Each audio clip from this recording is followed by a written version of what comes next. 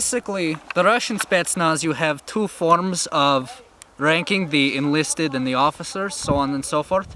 Enlisted are the ones that actually wear the camouflage. Officers wear black uniforms, sort of like the NVA. From there, my helmet is pretty basic. It's styled after the MiG-2000, which is not the Russian style of helmet, but it works more or less. The goggles are ballistic rated. I can't even remember what they're rated, but they're good goggles. The face mask is finger painted with the skull on there to look more or less intimidating. And below that, a balaclavka. Nothing too fancy. For $80 from Evike, I got this Matrix SDEU vest, which I have heavily customized. It's customizable with the shoulder pads. You can have them on or off. The neck guard can also be removed. Knife optional. Magazine pouches hold either one G36 style magazine, or they can hold up to two Stanag magazines, which are what go in the M16, and one AK mag. It has a pouch on the back for a hydration pouch, or you can fit any manner of things in there. It comes with a grenade pouch. That's currently where I have my knife. Also another one, I have my flashlight there. This one, moreover for emergencies. Not for airsoft gameplay? Not airsoft game, no. This is if I get in a bind and need to cut my way out. I have a pistol mag pouch, which currently is being held up by a radio. It's a Motorola, talk about, I believe, only the 1-pin. Hold on. Correction, Motorola 2-pin. That is used for basic communication between squad units, and is very handy to have. From there, a basic holster, nothing too fancy. It had a pistol in there at one point, but that's a different story for another time. Lost more or less, moreover it wasn't working, so I threw it at the enemy. Someone just found my gun, surprisingly. I was in the middle of combat using a different gun, and my main gun, if your main gun is hit, it's out for 30 seconds. When it is out for 30 seconds, you're able to use the sidearm. I pulled this out and it was not working. My dad taught me one thing: if you can't kill them within the clip's amount of ammunition, throw the gun at them. So what did I do? I believe it hit a brick wall and as you can see, is not operating at this current time. Nor, I believe, ever will be again. The elbow pads and knee pads are a set I got off of Evike as well. They have a customized grip on them, so they don't slip and slide like regular knee pads do. They have a custom form of keeping them on the back, so they're also not slip sliding all over my legs, which definitely comes in handy. Same design on the elbow pads, more or less. Going all the way back down again, pair of Rothko jungle boots, which have stayed on and served me quite well for a very long time. The tread on them more or less is one that gives you traction most anywhere. I have a pair of fingerless gloves here, made of neoprene material. They have, I believe, I can't remember the name of the specific material, but for enhanced grip on rifles and such. And the fingerless is so that if I need to work with my rifle on specifics, I don't have gloves getting in the way. Right now, I'm wearing a Russian Federation patch, not to be confused with the French flag.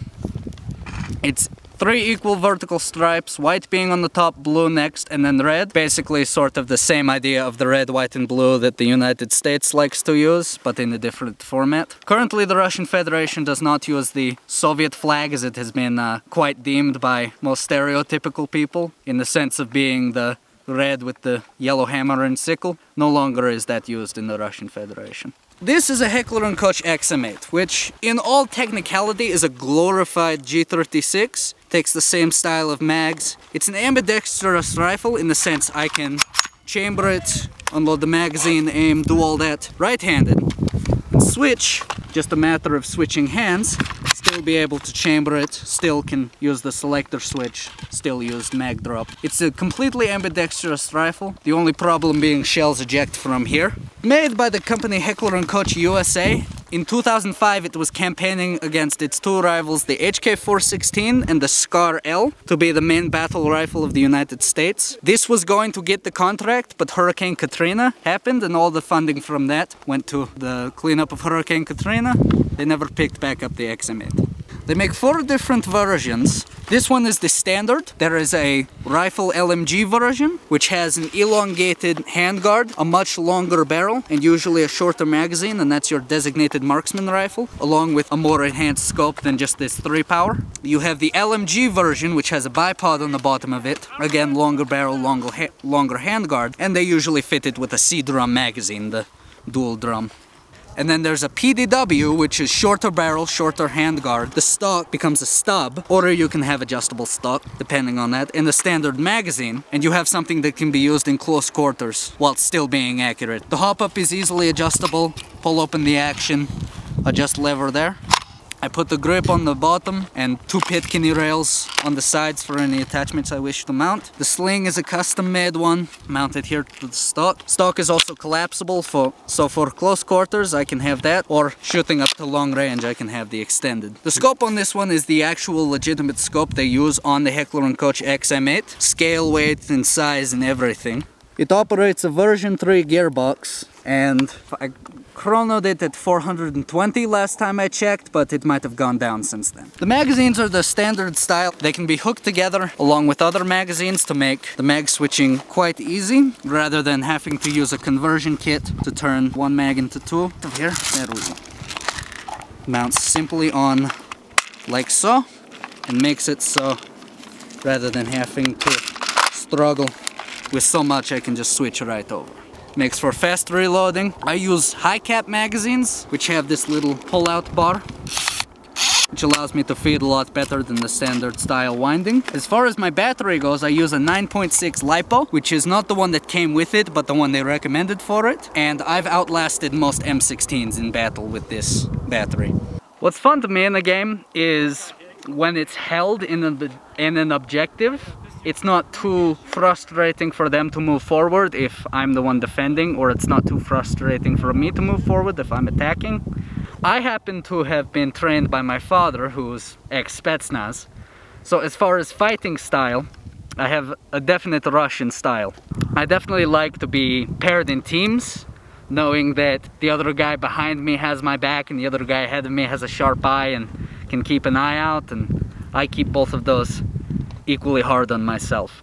I was born in Novosibirsk, where I grew up for the most part. When I was about 9 years old, my father and I moved to Germany. We lived in Berlin, just outside of the Capitol building of that, I can't remember the name of it, for about a year. Then he got a PMC contract here with the US military. He was serving that, and 2 years ago, on August 26, he was killed in action.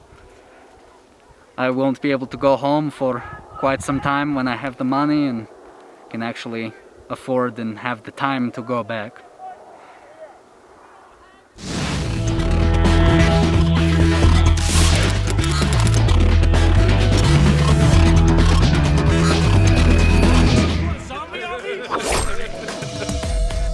They're doing something to Jim Bob out there! Billy Bob is down. That's it!